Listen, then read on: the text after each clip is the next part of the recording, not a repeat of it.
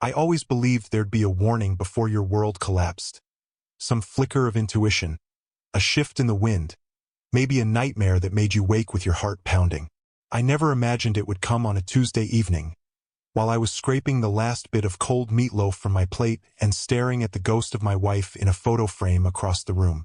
Ellen's laugh used to echo in these walls, but these days, it's just the hum of the fridge and the relentless ticking of the grandfather clock in the hall. A steady reminder that time doesn't care who you are or what you've given up. I set the plate aside, running my thumb across the worn pattern on the edge. Another thing Ellen picked out back in '89 at that little shop on Larimer. Denver's changed so much since then. I haven't. Same house, same battered recliner, the same nagging ache in my hip that always acts up in the spring. But this year, even the ache felt different, heavier somehow. Maybe it was the way my daughter had been calling more often, her tone bright, concerned, almost too careful. Maybe it was how Jeremy, my son-in-law, had started showing up on weekends, offering to fix things around the house that didn't need fixing. That night, as I dropped into Ellen's old chair and reached for the remote, the phone rang. Caitlin's name glowed on the caller ID. She asked the usual questions, her voice soft with that false note I'd learned to dread. Was I eating enough? Did I need groceries? Was I sure I hadn't left the stove on again? I gave her the answers she wanted.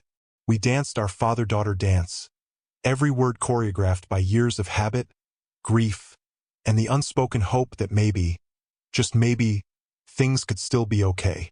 She said she was in Austin for a conference, that Jeremy was handling meetings, that she missed me and she loved me. The kind of love that's become so easy to say and so impossible to prove. When the call ended, I didn't move to hang up, just listened to the faint rustling on her end. Her voice muffled, drifting back through the line like a memory.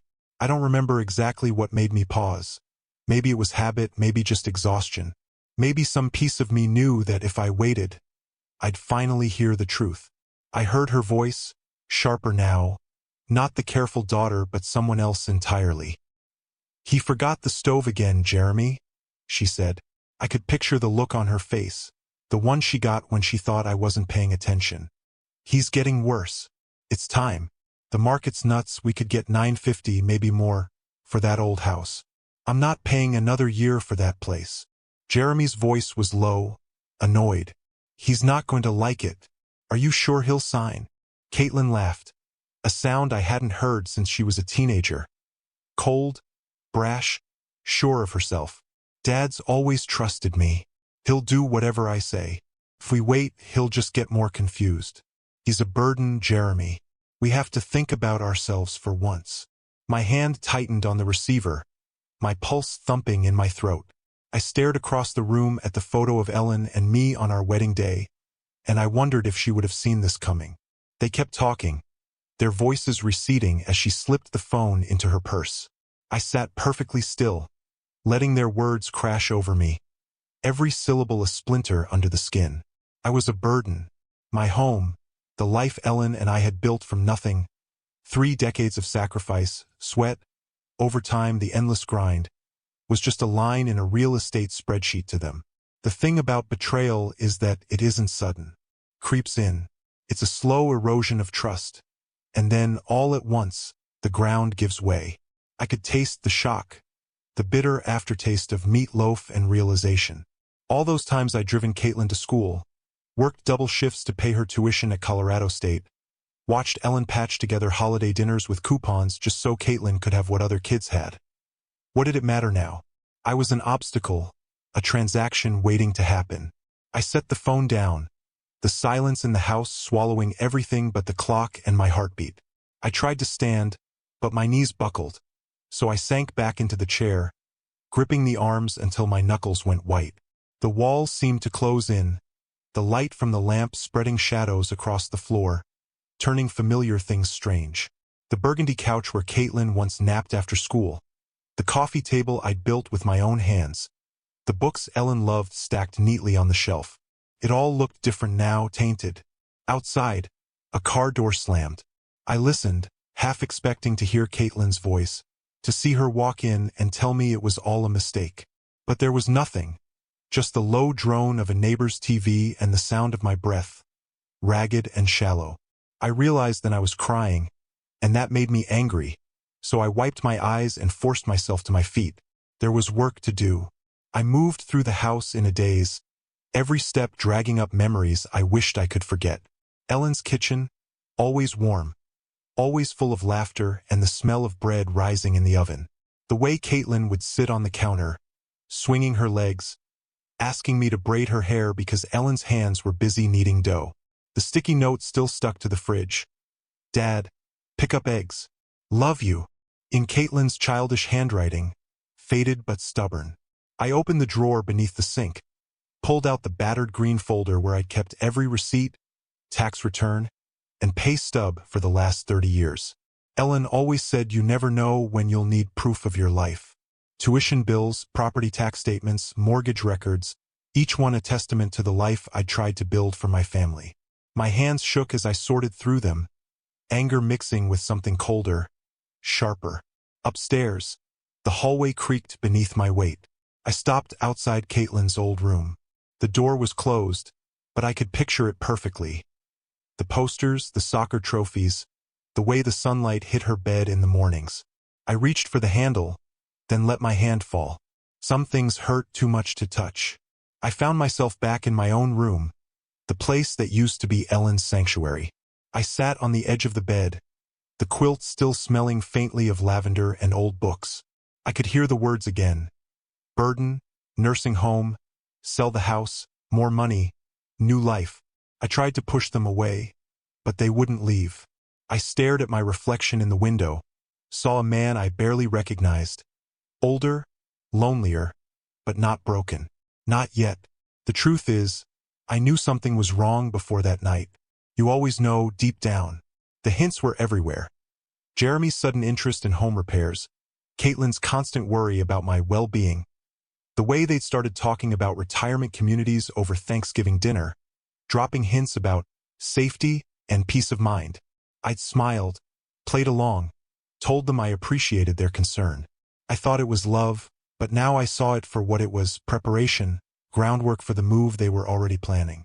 There's a kind of anger that's pure, that burns away everything but clarity. That night, as I sat in the half-dark, surrounded by the pieces of my life, I felt that fire settle in my chest. I wasn't done yet. I wasn't going to be shuffled off like a broken appliance sold for parts.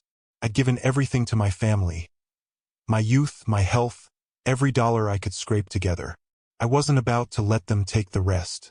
I went back downstairs, flicked on the porch light, and stared out at the empty street. Denver's spring nights always have that edge. The sharpness in the air that makes you think of new beginnings, of storms brewing on the horizon. I watched the headlights sweep past, wondering if Caitlin and Jeremy were out there somewhere, celebrating their plan. Did they feel guilty? Did they even care? Or was I already gone in their minds, replaced by the next chapter of their lives? The loneliness was a physical thing, pressing against my ribs, making it hard to breathe. But beneath it was something else.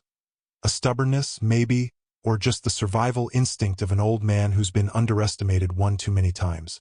I poured myself a glass of water, the tap sputtering before running clear, and drank it down in one go.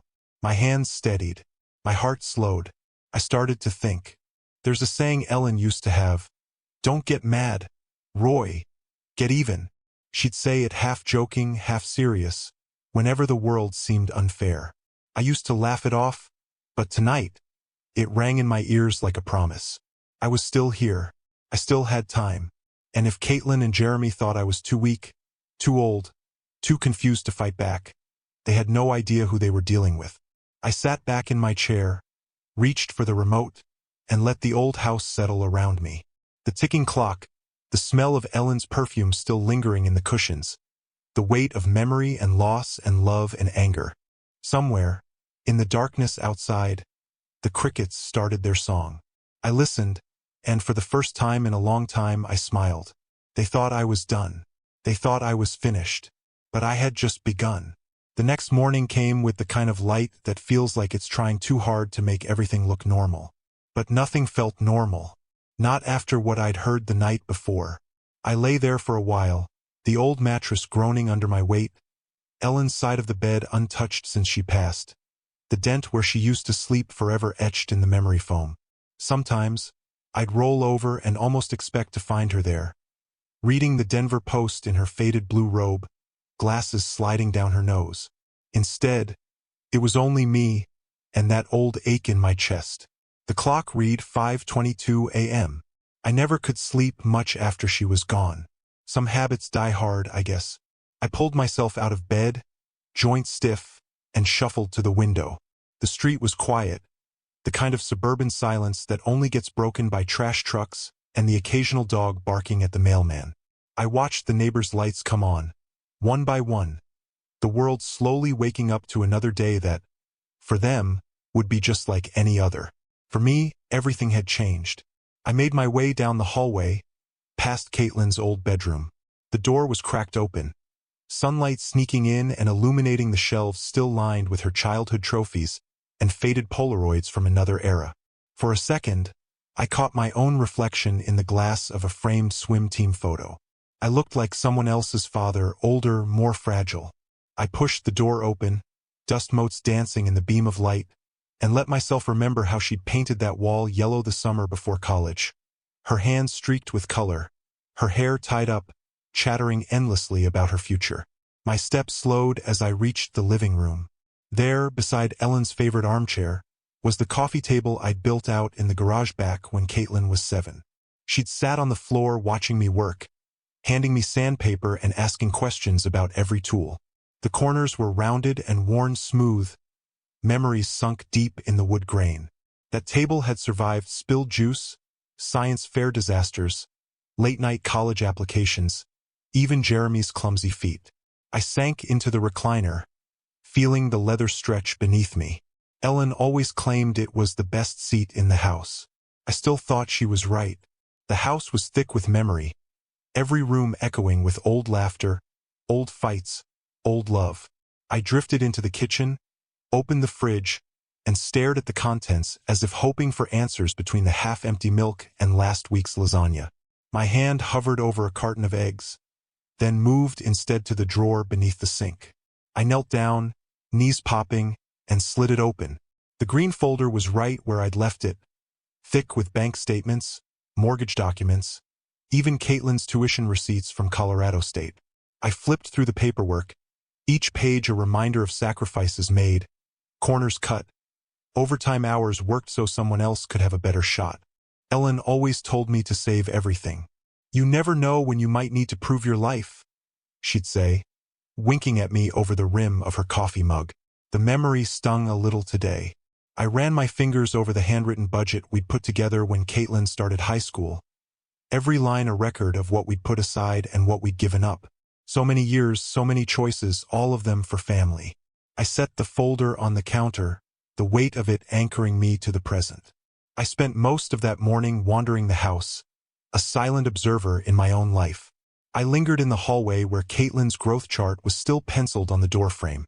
Her height marked every birthday, from princess dresses to prom shoes. Downstairs, the laundry room still smelled faintly of detergent and Ellen's perfume. Lilacs, always lilacs.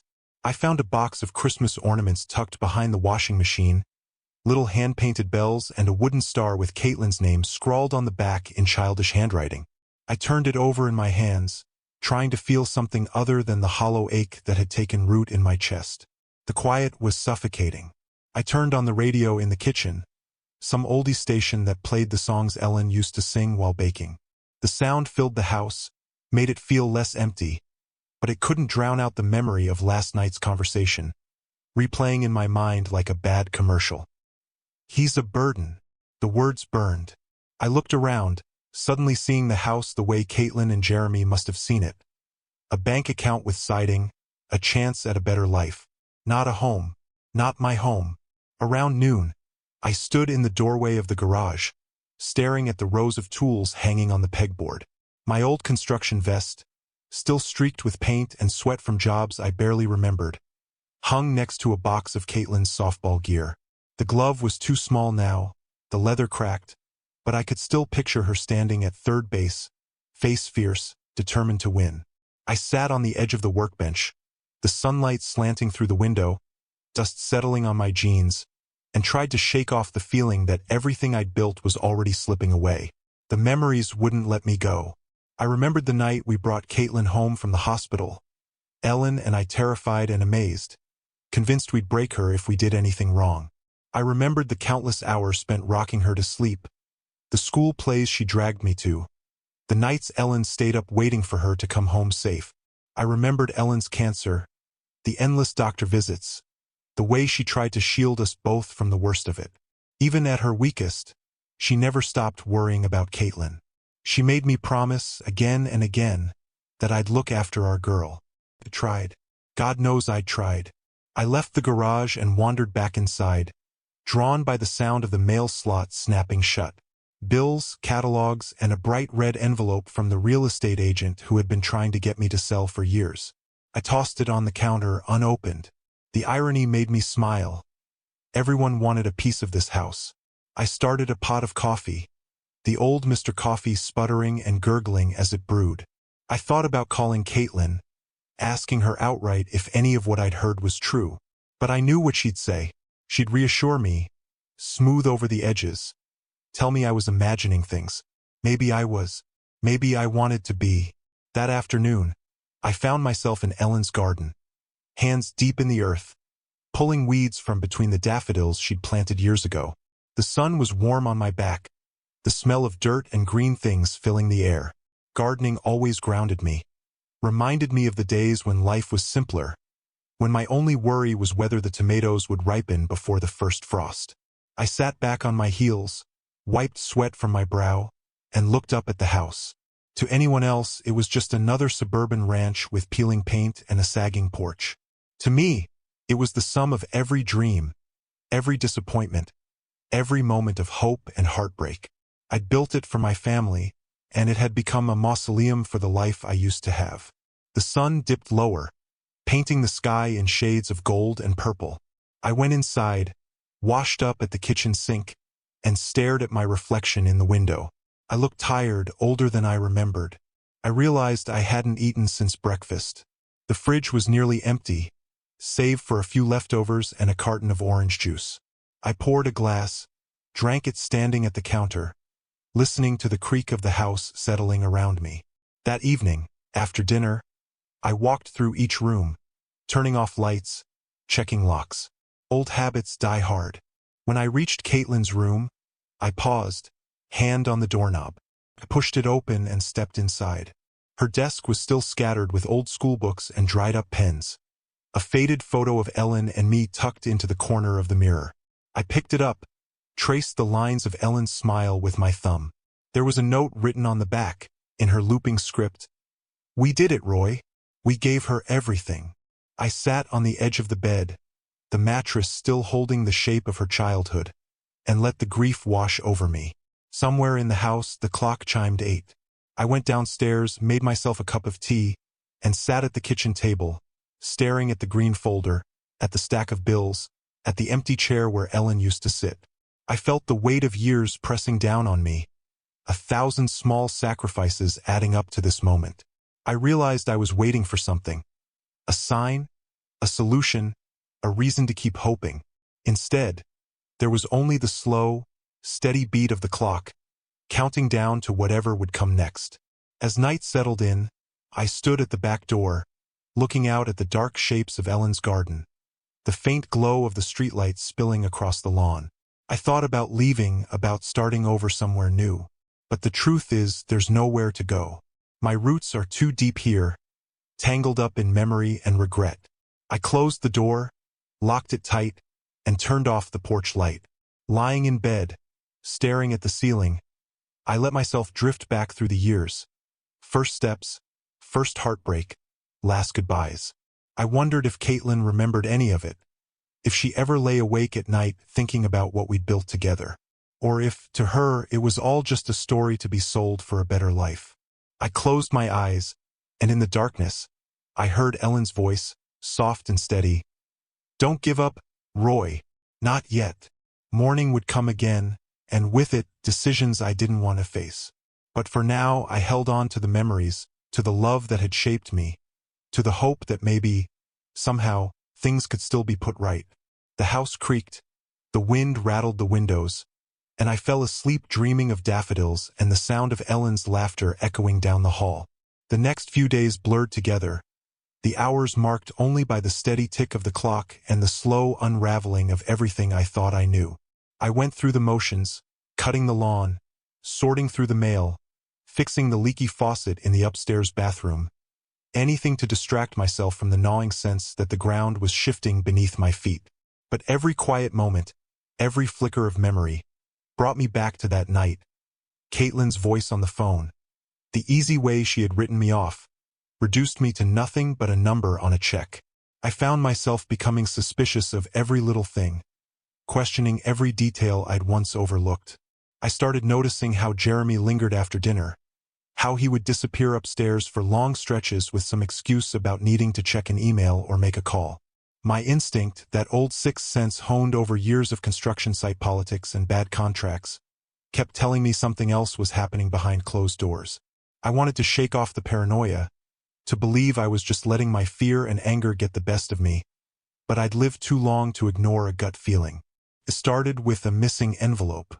I'd kept a stash of old legal documents, insurance forms, tax returns, a couple of stock certificates I hadn't thought about in years, in a battered metal box under my bed. I went looking for it one morning, wanting to double-check the deed to the house, and noticed the box was out of place. The latch was slightly bent, like someone had tried to force it open with a butter knife. My stomach dropped. I rifled through the papers, heart pounding, and realized a few recent bank statements were gone. I tried to convince myself I'd just misplaced them, but the knot in my chest only grew tighter. Jeremy's car was parked out front that afternoon, his fancy black SUV crowding my old truck in the driveway. He was in the living room, hunched over his laptop, but he looked up when I walked in, his eyes too quick to meet mine. "Hey Roy, you need anything?" he asked, the words a little too smooth, a little too practiced. I shook my head, pretending not to notice the way he was sweating despite the air conditioning humming on full blast. Later that night, I set up the little security camera Ellen had bought for the porch after a rash of package thefts a few years back. It was an old model, but it worked well enough, and I pointed it toward the hallway just in case. I told myself it was nothing, just a precaution, but deep down I knew I was looking for proof. Of what, I wasn't sure. Maybe I wanted to be wrong. Maybe I wanted to find out I was still just an old man losing his mind. A couple days passed with nothing but the usual routine. Caitlin texted to check in, asking about my medication and whether I'd made my next doctor's appointment. Jeremy kept hovering, his presence suddenly a constant shadow. I watched them more closely, noticing how their conversations would stop whenever I walked into the room, how they'd exchange glances when they thought I wasn't looking. Once, I caught Jeremy snooping in the hall closet, his excuse ready before I could even ask. "Just looking for the spare light bulbs, Roy." I said nothing, but my hands curled into fists at my sides. It wasn't until Friday night that everything finally clicked. I couldn't sleep, my mind replaying every detail of the past few weeks, every offhand comment, every awkward silence. I got up and made my way quietly through the dark house, the floorboards creaking beneath my feet. I paused outside Caitlin's old room. The door was cracked open, just like I'd left it, but the light inside was on. I pushed it gently, careful not to make a sound, and saw Jeremy standing at her old desk, rifling through drawers. He didn't see me, his back turned, but I watched as he slipped something into his pocket. A flash drive, the one I'd kept locked away with all my important documents.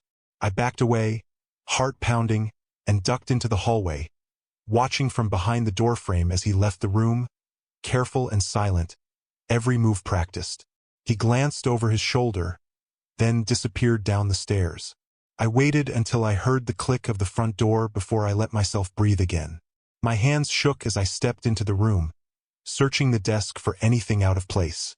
The drawers had been rummaged through, papers crumpled, a couple of Ellen's old letters scattered across the surface. I gathered them up, hands trembling, and locked the door behind me as I left. The next morning, I checked the footage from the hallway camera. There he was, Jeremy, creeping down the hallway in the dead of night, stopping at each door, listening, moving on, circling back.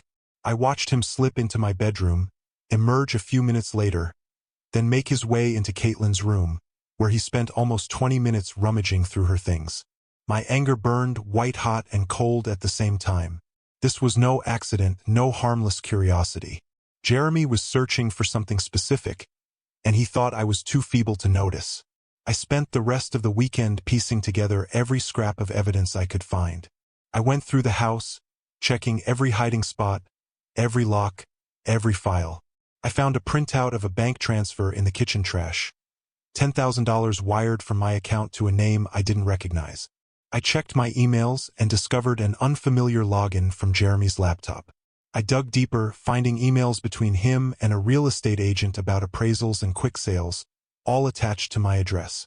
It was all there, hiding in plain sight, my life being stripped away piece by piece. But the worst discovery came that Sunday night. I was sitting in the garage, sorting through the old green folder Ellen had made me promise to keep, when I found an envelope tucked behind the property tax receipts.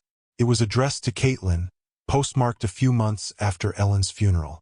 Inside was a letter in Ellen's handwriting, full of love and hope for our daughter's future. But what caught my attention was a line at the end. A warning, really. Be careful who you trust with your heart, and even more careful with our family's legacy. Not everyone values what you do. I read it over and over, Ellen's words echoing in my head. She'd always seen the truth before anyone else. The next morning, I confronted Caitlin, gently at first, asking about the missing papers and the strange activity in the bank accounts. She looked away, her hands twisting nervously in her lap. Jeremy stood behind her, arms crossed, his expression cold. "You're imagining things, Dad," Caitlin insisted, but there was a tremor in her voice, a flicker of guilt in her eyes. I pressed harder, and that's when she snapped. "We're just trying to help you, Dad. You can't take care of yourself anymore. You're making mistakes. You need to let go." Jeremy didn't say anything, just watched me with that hollow, calculating stare. The truth was laid bare, ugly and undeniable. I realized then that Caitlin wasn't being manipulated. She was leading. She'd always been strong, always known how to get what she wanted, but I never thought she'd turn it on me. Jeremy was her enforcer, her willing accomplice, but the plan was hers all along. I saw it now in the way she set her jaw, the way her voice hardened when she talked about responsibility and doing the right thing. My daughter, the girl I'd raised to be independent, was selling me out, and there was nothing accidental about it.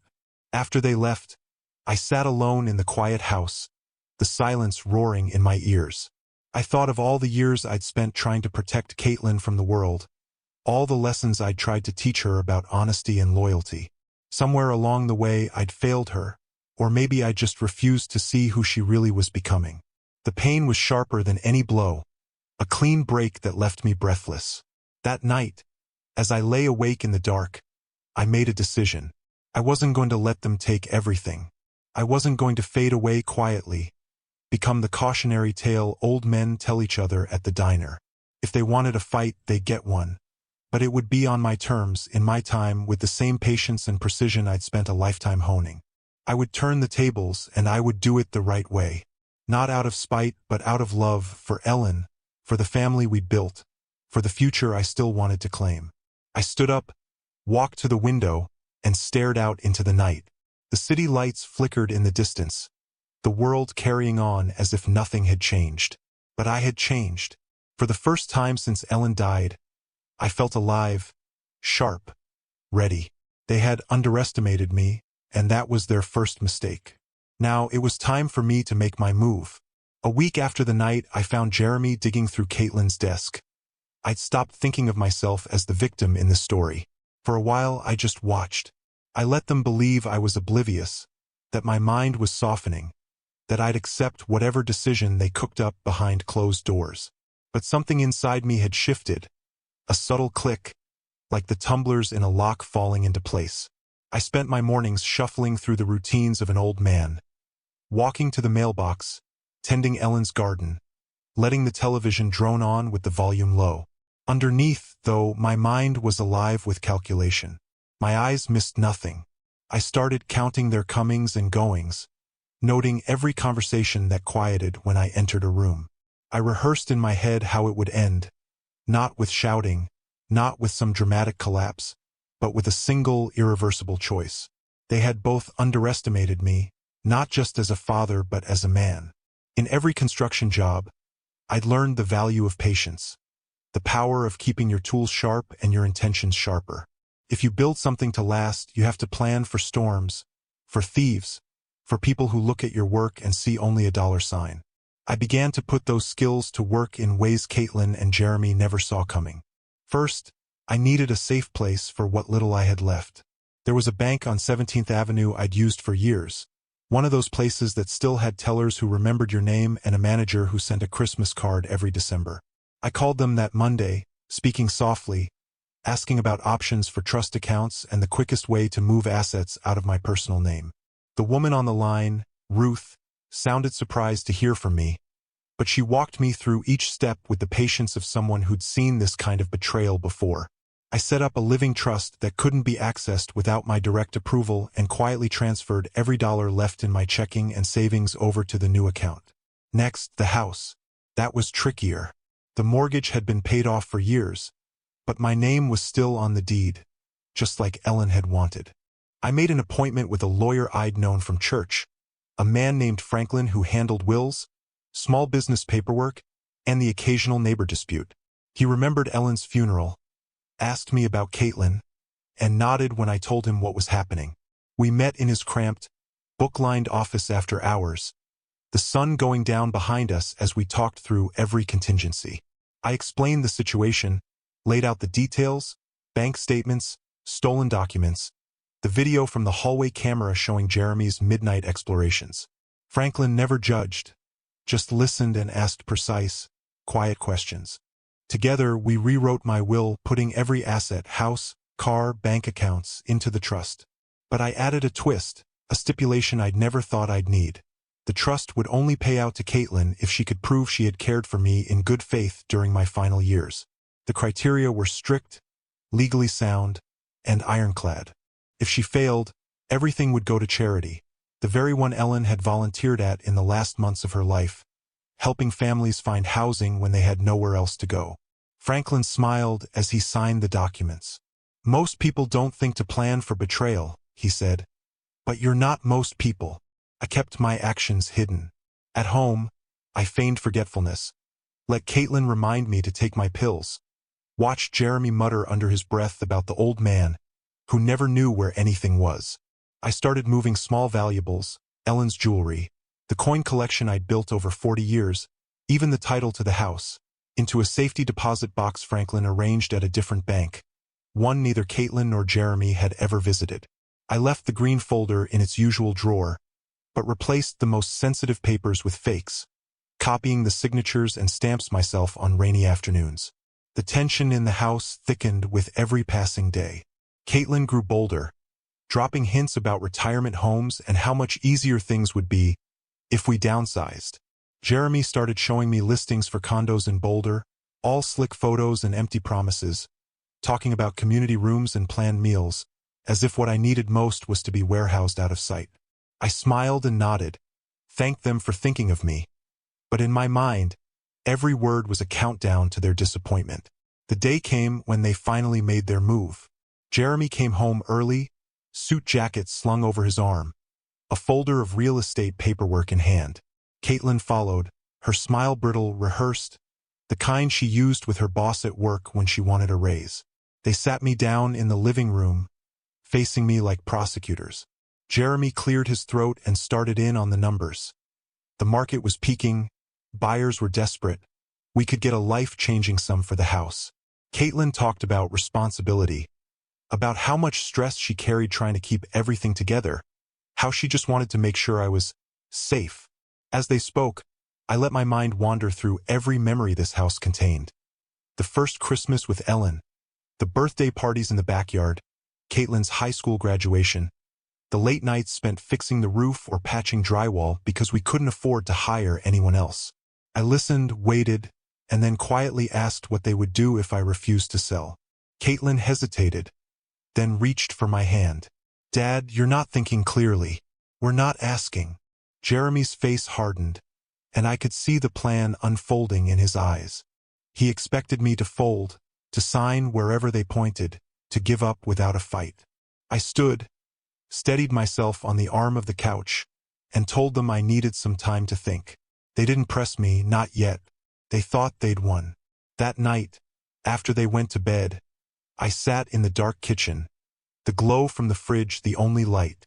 I held Ellen's locket in my palm, turning it over and over. I felt sadness, yes, but also something else, pride. They had made their choice. Now it was my turn. The next day, I called Franklin again, gave him the signal we'd agreed on. He arranged for a notary to come to the house and finalize the trust transfer. I signed the last of the paperwork in the den, Caitlin and Jeremy out shopping, and watched as the notary sealed the envelope. Every stamp another brick in the wall I was building around my life. I closed the front door behind her, the sound final, like the click of a cell door. As insurance, I wrote a letter to Caitlin, explaining what I'd done. I didn't tell her where the money had gone, only that it was protected, safe from anyone who might try to take it by force or manipulation. I left the letter in the drawer she was sure to search, tucked between recipes and old birthday cards. I wanted her to know I saw through her. I wanted her to know I loved her, but I would not be her victim. By the end of that week, I'd withdrawn every loose thread they might have used to unravel my life. I canceled the autopay on the joint credit card Caitlin used for groceries, closed out the small brokerage account Jeremy had convinced me to let him manage, changed the locks on the garage, even replaced the combination on the old safe in the basement. Every step made me feel lighter, more in control. The house felt like mine again, not a cage, not a prize to be stolen. The last thing I did was visit Ellen's grave. I sat by the headstone, the sky gray and threatening rain, and told her everything. I confessed my mistakes, my pride, my refusal to see what was right in front of me. I told her how much I missed her, how I wished she were here to help me navigate the mess our daughter had made. I promised her I would protect what we'd built, that I would honor her memory not with bitterness, but with resolve. As I walked back to the car, I felt the weight of years sliding off my shoulders. I wasn't young anymore, but I was still my own man. I was ready for whatever would come next. The trap was set, the doors were locked, and all that remained was to wait for Caitlin and Jeremy to spring it. That evening, the house was quiet. I poured myself a glass of bourbon, sat in Ellen's chair, and watched the last light fade through the window. I could hear Caitlin and Jeremy whispering in the hallway, voices tense, uncertain. For the first time in months, I felt a strange peace. I had done everything I could. The rest was out of my hands.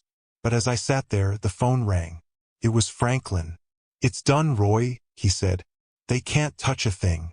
I thanked him, hung up, and looked around at the house I had spent a lifetime building.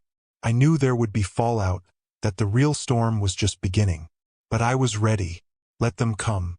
The day Caitlin and Jeremy came home with their news, the world outside seemed oblivious to the storm that was about to break inside these walls. The late afternoon sun gleamed off the driveway, a couple of neighborhood kids riding by on bikes, someone mowing a distant lawn, a dog barking at a squirrel up the street. I watched from the kitchen window as Caitlin's SUV pulled up, Jeremy's figure stiff in the passenger seat. They sat there for a few moments, doors closed, faces set in grim determination. I could almost see them rehearsing, practicing the lines that would finally get them everything they'd worked for behind my back. I took a slow breath and turned away, heart steady, mind clear for the first time in weeks. They entered like actors stepping onto a stage, forced smiles, carefully chosen words.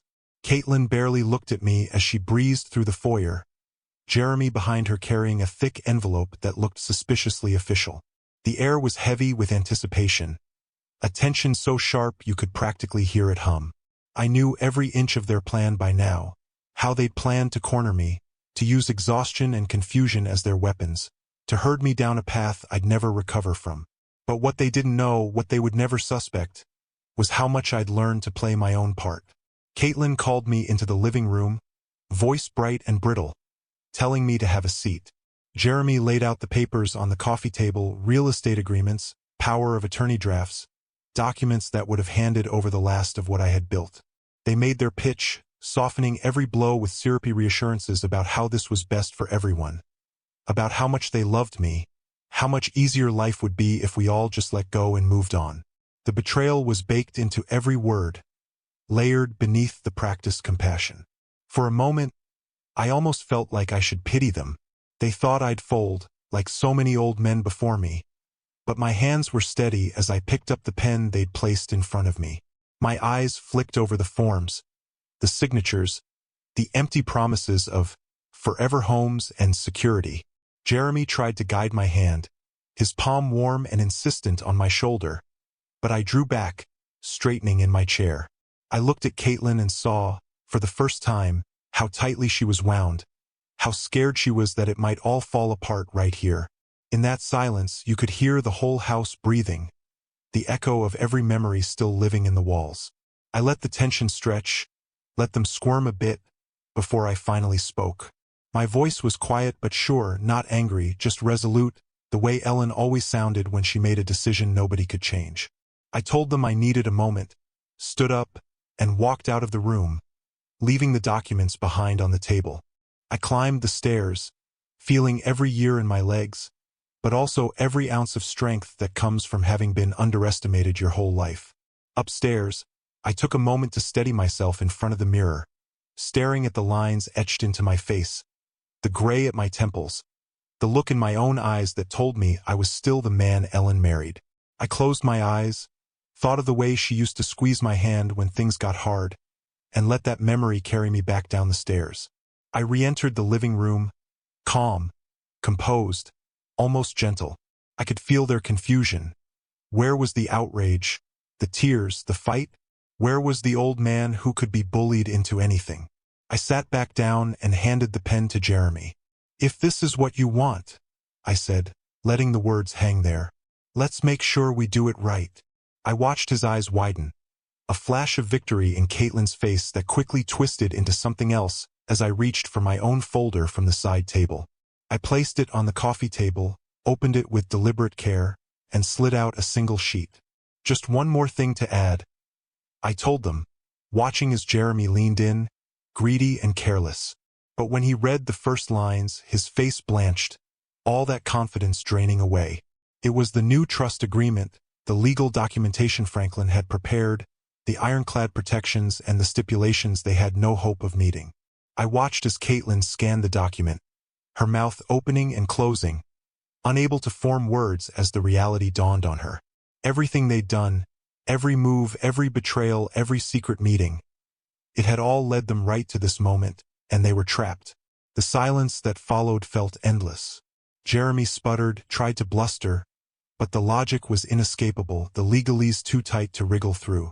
Caitlin's voice finally broke, small and desperate. "Dad, you can't do this. We need this. We did this for you." The pain in her words wasn't lost on me, but it was drowned by the relief and the satisfaction that came from knowing I had finally taken my life back. I explained, calmly and with more kindness than they deserved, how the assets were now protected, how the trust would only benefit those who actually cared, who actually loved, who actually showed up for the hard parts, not just the payday. I laid out what I'd learned, every detail, every manila envelope, every shred of evidence, until there was nothing left but the truth between us. The roles were reversed, me in control, them exposed, vulnerable, small.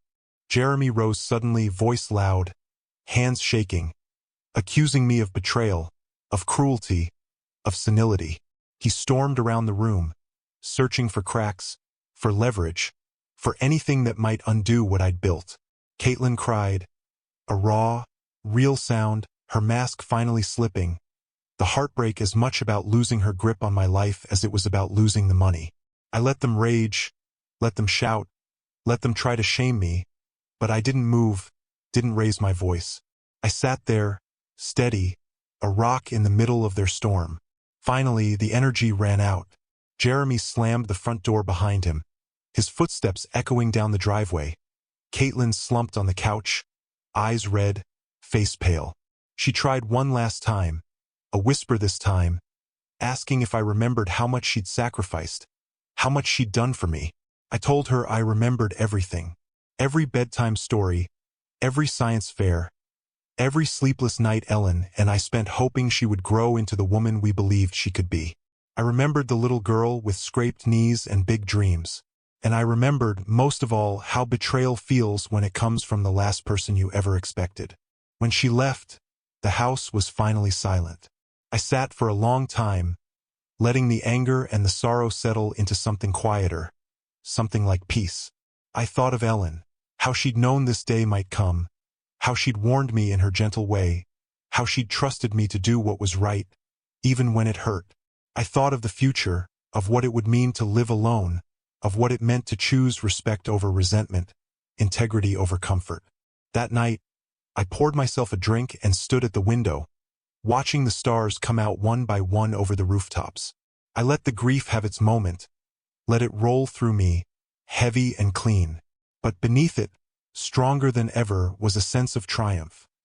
A sense that I had reclaimed something nobody could ever steal again. My dignity, my legacy, my voice. Somewhere in the darkness, I heard a car door slam, the sound of Caitlin driving away. Her world changed forever. I stood there until the taillights disappeared, the road empty and quiet. I wasn't sure what came next, but I knew I was ready. I'd built this house to last.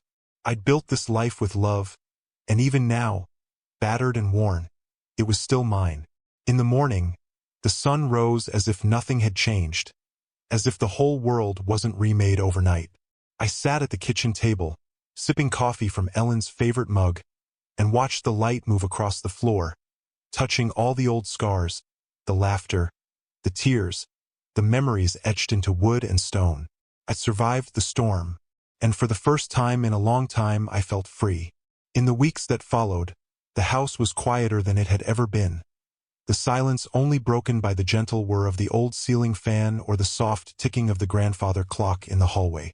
I moved through my days with a strange kind of peace, not the peace of someone who has forgotten pain, but the kind that settles after a storm has passed and left everything changed in its wake. The garden out back flourished, Ellen's roses climbing high against the fence, the last peonies blooming pink and heavy in the late summer heat. I tended them every morning, the dirt cool and damp beneath my fingers, the sun warming my back as I worked, each small act a ritual, a tether to a life that had once been about family and promise and the hope that what you built would last. I got used to the stillness, to the gentle loneliness of routines uninterrupted. There was no more tension at dinner, no more watching the clock for Caitlin and Jeremy to barge in with their plans and questions and barely concealed threats. Instead, I'd heat up a bowl of soup or a plate of leftovers and eat by the kitchen window, watching the shadows lengthen across the yard. Sometimes I'd catch myself listening for the sound of Caitlin's laughter echoing down the hallway or the distant slam of a car door. But the only sounds were my own, and the creak of the old floorboards settling in for the night. The trust was settled, the will was final, and my assets were safer than they'd ever been. Caitlin tried, in the days that followed, to reach out, first with pleading voicemails, then with angry texts, and finally with silence. I listened to each message, her voice morphing from desperation to rage and then to something brittle and resigned, like she was saying goodbye to more than just a bank account. Jeremy was silent, his pride and his shame locked up tight behind the same doors he'd tried so hard to open. I never responded, not out of malice, but because there was nothing left to say. They had chosen their path, and so had I. But closure, I learned, doesn't come all at once. It seeps in slowly, like light under a door, changing the way you see everything. I started volunteering at the local food pantry, stacking boxes, handing out bags of groceries to families who thanked me like I was some kind of savior. The first time I wore the red volunteer vest, I thought of Ellen, of how she'd always found joy in giving even when there was barely enough for us. The people I met reminded me that hurt isn't unique, that almost everyone is fighting a battle that nobody else sees. There were older men who had lost their homes, mothers who'd been left with nothing but a bag of clothes, kids who still laughed even when their shoes were too tight and their bellies were empty. I learned to listen without fixing, to help without expectation. For the first time since Ellen died, I felt useful. Late one afternoon, as I was organizing canned goods in the back room, A young woman approached with a child clinging to her leg. She looked tired, worn down by too many disappointments, but she smiled when I handed her a box of food. "Thank you," she said, her voice soft. "You don't know what this means." I watched them go, and for a moment, I saw Caitlin at that age, full of possibility, untouched by the sharp edges of adulthood. The memory stung, but I didn't turn away from it. I let myself feel it, knowing that sometimes the deepest wounds are the ones that remind us we're still alive. In the evenings, I sat on the porch, sipping tea as the world slowed to a hush. The sky over Denver turned lavender. The air carried the smell of cut grass and distant rain. The house behind me was no longer a fortress or a prize to be fought over. It was just a house, bricks and mortar, a place to rest my head and remember a life that had been both harder and richer than I ever expected. The neighborhood kids would sometimes wave as they rode by, and I'd wave back, their laughter a brief and welcome interruption. I started keeping a journal, something Ellen always encouraged but I'd never had the patience for. I wrote down memories, the good, the bad, the ones that hurt to recall and the ones that made me smile despite myself. I wrote about the first time I held Caitlin in my arms, how small and helpless she seemed, and how I'd promised her, and Ellen, that I would always protect her. I wrote about the fights, the disappointments, the moments when love felt more like duty, and the guilt that came with knowing I wasn't enough to save anyone from themselves. I wrote about the day I met Ellen, about the blue dress she wore, about how her laugh felt like the sun coming up after a long night. The act of writing didn't fix anything, but it helped. It reminded me that the story wasn't over, not as long as I was still here to tell it. There were days when the loneliness pressed in heavy, when I missed the sound of another voice in the house, the small comfort of a shared meal or a hand to hold. Sometimes, late at night, I'd pick up the phone, thumb hovering over Caitlin's number, the urge to forgive almost overwhelming. But forgiveness, I'd learned, wasn't something you could give away like money or possessions. It had to grow, slow and stubborn, out of understanding, out of letting go. I wasn't there yet. Maybe I never would be. One day, a letter arrived in the mail, addressed in a child's scrawl. I opened it at the kitchen table, the paper thin and lined, the handwriting careful but uncertain. "Dear Mr. Davis," it began. "Thank you for helping my mom. We have a place to live now and I have my own bed and a dog named Max. I hope you have a good day." The note was signed Emily, with a drawing of a house and a big sun above it. I read it twice, then a third time, something loosening in my chest that I hadn't realized was tight. I thought of the house, the one Caitlin had tried to sell out from under me, and how, because of the trust, it was now part of the local shelter program, a place where people like Emily could start over. The irony was sharp and a little bitter, but it was also beautiful. My home, the site of so much pain and betrayal, was now a sanctuary for someone who needed it more than I ever could. I pictured Emily and her mom laughing in the kitchen, Max chasing his tail in the backyard, the walls echoing with the kind of joy that can't be bought or stolen. I tucked the letter into my journal, a reminder that sometimes the best legacy you can leave is the chance for someone else to begin again. The neighborhood changed, as neighborhoods do. Old faces moved away, new ones moved in. I made small talk with the mailman, nodded at the cashier in the grocery store, learned to live with the rhythm of a life pared down to the essentials. I stopped waiting for an apology that would never come. Instead, I found comfort in the things that remained. Ellen's garden, the quiet order of my days, the warmth of the sun on my back as I worked in the dirt.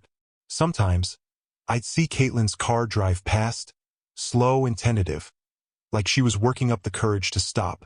Sometimes she did, and we'd talk on the porch, the conversation stiff but civil, each of us feeling our way across the gulf that had opened between us. She apologized, in her way, not with words but with small kindnesses. A bag of groceries left on the step, a photo of her own daughter, a smile that said she hadn't given up hope for us. I didn't let her inside. Not yet. Maybe never. But I listened, and I tried to remember the girl she'd once been, the one Ellen had loved so fiercely.